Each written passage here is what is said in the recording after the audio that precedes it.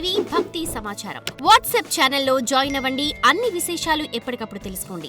నిర్మోహమాటంగా గట్టిగా గోవిందా అని అరవాలి. గట్టిగాను ఆ స్వామి నామం చెప్తుంటే కళ్ళ వెంట నీరు మనకి జాలువారాలట. ఇవన్నీ మనకి ఈ కలియుగ ప్రభావం చేత మనకి ఆ స్థితి కలగకుండా అన్నీ అడ్డేస్తున్నాయి. మరి ఎలా మనం తరించాలి అది చెప్తున్నారు. నారదులంతటి వాడికి కూడా జ్ఞానభక్తి వైరాగ్యాన్ని తట్టి లేపడం వల్ల కావట్లే. ఆవిడ చెప్పింది అన్ని క్షేత్రాలు తిరిగామండి, ఏగో బృందావనం వచ్చాం, బృందావనం రాగానే నాకు యవ్వనం వచ్చింది, మా పిల్లలకి లేచారు కానీ మళ్ళీ పడిపోయారు. జ్ఞానం వైరాగ్యం మాత్రం కలగట్లే, భక్తి మాత్రం వచ్చింది. స్వామి మీరు సామాన్యులు కాదు, ఏదైనా చేయండి. గర్భంలో ఉన్నటువంటి శిశువుకి మీరు జ్ఞానోపదేశం చేశారు. వాడు ఎంతో గొప్పవాడై ప్రహ్లాదుడనే పేరుతో విశ్వవిఖ్యాతమయ్యాడు కదా. సాక్షాత్తు నారాయణుడే అతన్ని రక్షించాడు. మీరు ఏదో ఒక మంత్రం చెప్పండి. అంత మాత్రమే కాదు, 5 ఏళ్ల పిల్లవాడు ధ్రువుడు, అతనికి మీరు ఇచ్చిన మంత్రం సాక్షాత్తు భగవంతుణ్ణి వశం చేసే అంత భక్తి జ్ఞాన వైరాగ్యాల పిల్లవాడికి కలిగాయి. హే మహానుభావ నారద, మీరే మా అబ్బాయికి జ్ఞానాన్ని ఉపదేశించండి అని కోరితే నారదుడు అనుకున్నట్టు ఓహో పొగుడుతున్నారు కనుక నా అంతటి వాడు లేడనుకున్నాడో ఏమో, వెంటనే చెవిలో ఉపదేశించేట. ఆయనకు వచ్చిన వేద మంత్రాలన్నీ చదివేశాడు. అన్ని చదివినా అవి లేవల. తర్వాత ఇంకా స్తోత్రాలు ఉపనిషత్తులు మొదలు పెట్టేట. ఒక్కసారి లేచి ఆవలించి మళ్ళీ పడుకునేట. లేచాయి కానీ ఆవలించి మళ్ళీ పడుకునేట. అరే ఏం చెయ్యాలి, ఎలా వీటికి జ్ఞానాన్ని కలిగించాలి, వీటికి లేపాలి అని ఆఖరికి నారదుడు ఎన్నో ప్రయత్నాలు చేసిన తర్వాత ఆకాశవాణి చెప్పిందట ఒక మాట, సత్కర్మ చెయ్యి అని ఉపదేశించిందట. ఉపదేశించిన తర్వాత మరి సత్కర్మ అంటే ఏమిటి, ఏం చేయాలి? ఏతదర్థంతు సత్కర్మ సురర్షేత్వం సమాచార. ఏ నారద సత్కర్మ చెయ్యిపోయి అని చెప్పిన తర్వాత నారదుడు అందరిని అడిగేట. ఎవరిని అడిగినా సత్కర్మ అంటే ఏమిటో తెలియట్ల. పెద్ద పెద్ద ఋషీశ్వరులు అయితే ఒకసారి ఆలోచించి వెళ్ళిపోయారట. ఇప్పుడు చూడండి, మనకు కూడా తెలియని ఎవరైనా మన అడిగారు అనుకోండి, మనం ఏం చెప్తాం? ఆలోచిద్దాం అని వెళ్ళిపోతాం. లేదు కొంతమంది తెలిస్తే ఏదో తెలిసింది చెప్పే ప్రయత్నం చేస్తారు, కానీ వాళ్ళకి అంత పెద్ద అవగాహన లేదనుకోండి. కొంతమంది అసలు ఇది అసలు లేనే లేదు, ఎవడు చెప్పాడు నీకు పోవాయా అంటారు. కొంతమంది అమ్మో అడిగితే వాడు అడుగుతున్నాడు రోయి అవతల నుంచి వెళ్ళిపోయే వాళ్ళు ఉన్నారు. నారద భగవానుడు అడిగితే అలా జరిగింది. పూర్వం గురువులకి ఇప్పుడు గురువులకి తేడా ఉందండి.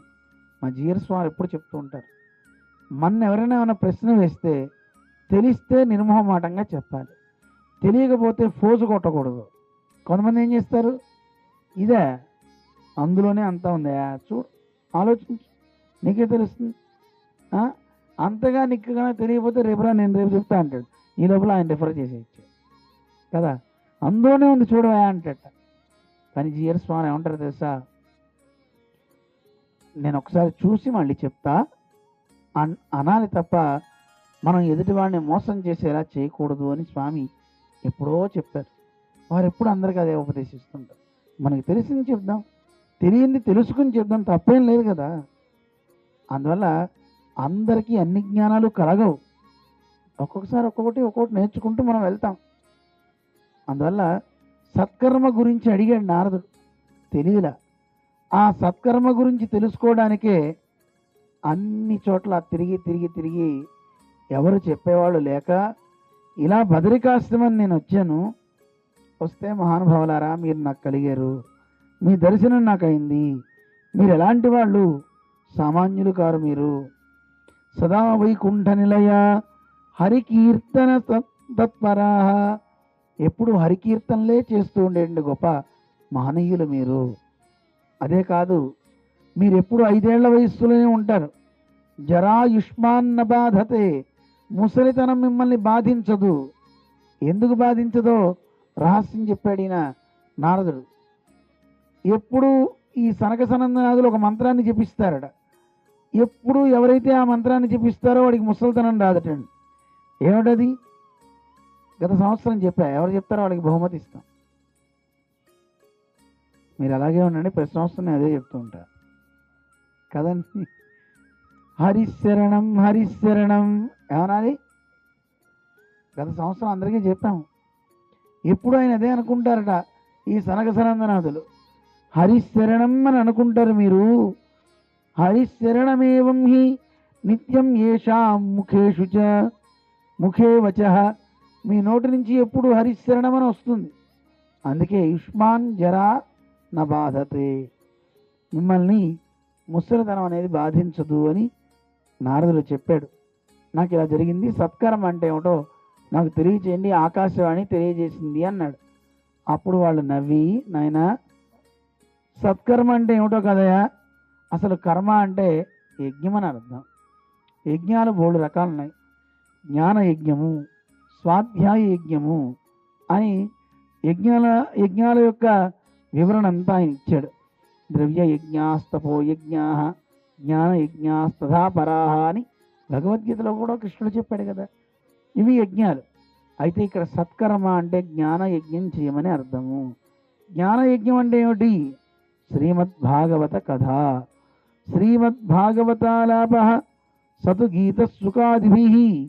శ్రీసుకుడు లోకానికి అందించినటువంటి ఆ భాగవతం ఏదైతే ఉందో దాన్ని పఠించడం, దాన్ని అందరికీ ఉపదేశించడం, అదే సత్కర్మయ్య. అంతకు మించి ఇంకోటి లేనే లేదు. వైరాగ్యాల్ని అందించేటువంటి భాగవతాన్ని చెయ్యి, అవి లేస్తాయి భక్తి జ్ఞాన వైరాగ్యాలు అని ఆయన చెప్పిన తర్వాత, సరే ఎక్కడ చేయాలి అంటే గంగా తీరం దగ్గరికి వెళ్ళు. ఆనంద నామకం, ఆనందం అనే పేరు కలిగినటువంటి ఒక తటాకం ఒడ్డుంది, అక్కడికి వెళ్ళి భాగవత సప్తాహం చేద్దామని అనగానే నారద మహర్షి సనక సనందనాథులతో అక్కడికి వెళ్తారు. ఎప్పుడైతే గనక వీళ్ళు వెళ్ళి సప్తాహం చేద్దాం అనుకుంటున్నారో, మరి ఆ రోజుల్లో న్యూస్ ఛానల్స్ ఏమున్నాయో తెలియదు కానీ ఋషులు, దేవతలు, సకల నదులు అన్నీ వచ్చేసేటండి. సకల నదులు ఎలా వచ్చాయి? మనుష్య రూపధారులై అందరూ వచ్చేట. దేవతలు కూడా మనుష్య రూపధారులై వచ్చేట. భాగవతాన్ని వినాలనేటువంటి కోరిక అంత బలీయమైనదటండి దేవతలకు కూడా. సురాణామపి దుర్లభ అంటారు కదా, దేవతలకు కూడా దుర్లభమైనది. అటువంటి భాగవత కథని వినటానికి అందరూ మనుష్య రూపంలో వచ్చేసారట. ఆ భాగవత కథ వినే ఆ సందర్భంలో ఈయన భాగవతాన్ని ఉచ్చైస్వరంతో భగవన్నామని చెప్తూ ఆరంభం చేశారు సనక సనందనాథులు. అలా ఆలాపన చేస్తూ ఉండగానే జ్ఞానభక్తి వైరాగ్యాలు అక్కడికి వచ్చాయి నాట్యం చేస్తూ. వాటికి యవ్వనం వచ్చేసింది. సాక్షాత్తు పరమాత్మ అనుగ్రహాన్ని వాళ్ళంతా పొందారు. సత్కర్మ అంటే జ్ఞాన యజ్ఞం అన్నమాట. భాగవత కథ చేయటం అనేది చాలా చాలా చాలా మంచి యజ్ఞం అన్నమాట.